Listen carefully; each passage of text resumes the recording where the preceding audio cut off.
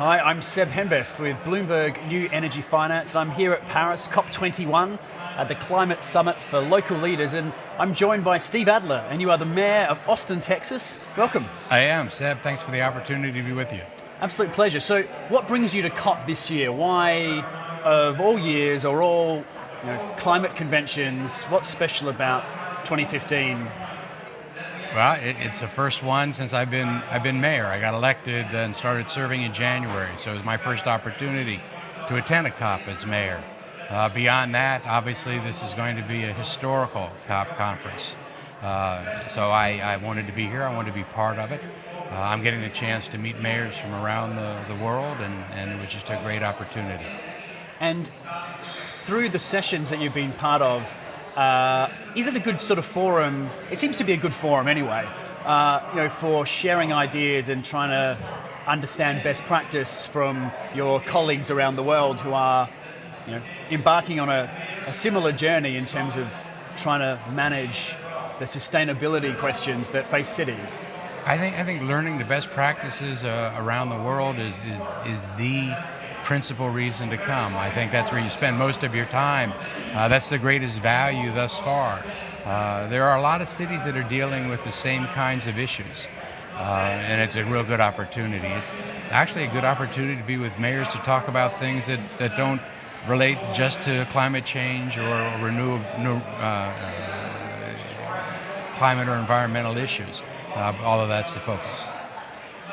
So Austin, Texas, sort of initiatives that you guys are pursuing. What are the challenges for your city from a sustainability and from a climate change perspective? And what are some of the things that you're really focused on at the moment? Well, Austin's, I think, has always been a pretty magical place. It's a creative, entrepreneurial, early adopter kind of city. And we've been really proud, I think, of a track record that we have in that regard. Barton Springs, which is a natural spring, is the municipal swimming pool. And that's the heart and soul of the city. So we've always been out front on things that have to deal with sustainability. We just this past year have entered into about 600 megawatt contracts on solar, which at this point will more than double the entire state's investment in solar power. But this is a city that's tried to be on the cutting edge for a long time. In Texas in general, it's windy, right? I mean, some of the wind resources that Texas have are world class. Some of the cheapest wind power in the world. There are some great wind farms, especially in West Texas. But Austin has invested in that. Austin's invested in solar. It's a good place for the sun as well. So I imagine trying to address some of these issues in Texas has its challenges. Can't always be plain sailing, can't always be easy. Tell me I'm wrong. What sort of challenges do you have, and how do you overcome that?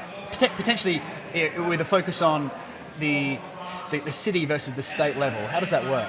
Well, Austin is a little bit different than most of the other cities in the state and the state generally.